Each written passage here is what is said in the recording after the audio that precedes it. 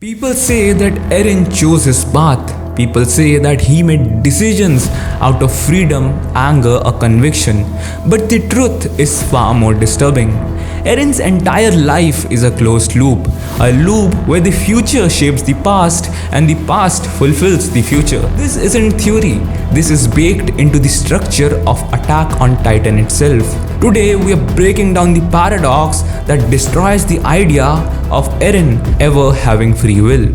To understand the paradox, you need to accept one rule of this universe. The Attack Titan can see the future memories of its successors. Not visions, not intuitions, literal memories. That alone breaks the timeline. Because a memory is not a prediction. A memory is a record. Something that already happened. So when future Eren sends memories backward, past Eren is no longer choosing anything. He is reenacting events that were already completed.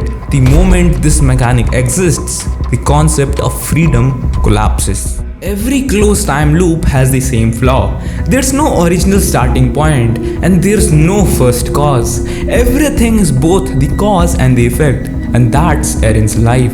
The future Eren influences the past Eren, and the past Eren grows into the future Eren, and the future Eren reinforces past Eren.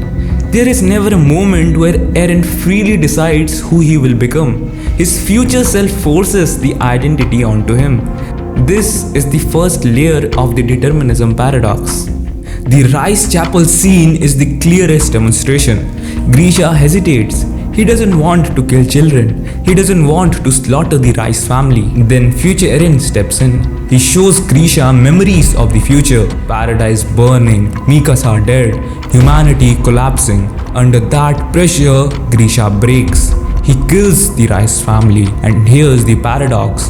That massacre is what shapes Eren's childhood ideology. The ideology that leads him down the path to becoming the future Eren who manipulates Grisha. Eren creates the event that creates him. He shapes the belief system he thinks he chose. The loop tightens again. Look at Eren as a child. He is impulsive, he is angry. He talks about freedom constantly. But where does that come from? Not from living inside the walls, not from a natural personality. It comes from the future visions burned into Grisha and passed down through the Attack Titan's memories. Eren's true self isn't self-made. It's programmed by his own future actions. He becomes the man he becomes because the future version of himself required him to. His identity is not chosen, it's assigned. When Eren enters paths, the truth hits him. Time doesn't flow. There is no past or future. Everything is simultaneous. The loop is already complete. All outcomes already exist. He is only walking through the script. This destroys his fantasy of freedom because if all moments already exist, then all choices are already locked. He realizes he is not shaping the timeline, he is fulfilling it. This is why his tone changes, why he becomes colder, why he stops explaining himself. He saw the truth. He is a vessel for inevitability. So here is the paradox stated directly. Eren believes he is fighting for freedom, but every action he takes proves he never had it. He talks about breaking the chains of fate, but every chain he breaks is the one he was always going to break because he already saw himself do it. He believes he is resisting destiny, but destiny is the thing guiding his hands. Every step he takes brings him closer to the future that already shaped him. Every rebellion enforces the loop that controls him. Freedom cannot exist in a closed loop, and Eren exists in nothing else. This is the real tragedy of his character. He thinks freedom is doing whatever he wants. But if your wants are shaped by the future, then they aren't yours. You're not free when you act on desire. You are free when you can reject desire. Eren never rejects anything. He follows everything he feels because those feelings were predetermined by a future he already witnessed. His love for freedom becomes the very weapon that keeps him enslaved to inevitability. The harder he chases it, the deeper he sinks into the loop. Mikasa is the only character outside the loop. She has no titan power, no future memories, no determinism chain. She is unpredictable, not to us, but to the timeline itself. Eren cannot see her decisive moment. He cannot see whether she will kill him.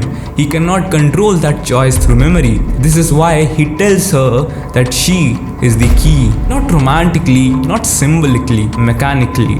Her choice originates from pure emotion, free from the closed loop. When she kills Eren, she doesn't just stop the rumbling. She breaks the entire determinism chain the story was built on. Her action is the only act of true freedom in the entire narrative. And here's the part most viewers never notice. Eren's determinism paradox doesn't just appear in the big moments. It silently drives every arc of the story. Look at Frost. People think Eren's sacrifice was bravery, but go back now with the loop in mind. He isn't choosing to die, he is acting according to a future memory of himself transforming. Shiganshina. Everyone treats the basement reveal as destiny fulfilled, but destiny didn't guide Eren there, future Eren did. He already saw himself opening that basement door. So of course he forces his past self toward that outcome. Marley, you think Eren attacked because he lost faith, but that decision only makes sense when you realize he already saw the attack happening. He isn't planning the future, he is reenacting it. Even the final Titan form, the inevitable monster people talk about, isn't inevitable because of philosophy. It's inevitable because Eren already witnessed it. Every major beat feels scripted because it was scripted by the future version of Eren, pulling the strings of the past. This is the full weight of the paradox, that the entire story is structured around a character who believes he is shaping the world but is actually trapped inside a loop of his own future memories. And the more you trace it, the more you see that Eren never had control over the world, only the illusion of control over himself. And this brings us to the final collapse. Eren insists he chose his path, but every moment of that path is created by future memories dictating his feelings, his beliefs, his decisions. He claims to fight destiny, but destiny is the only thing he ever obeys. He says he is free, but he never had a single unshaped thought.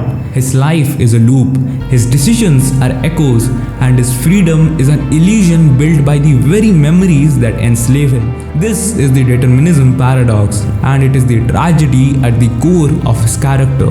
Eren didn't break the system, he served it, and the only moment that freed the world was the moment he finally stopped existing inside the loop.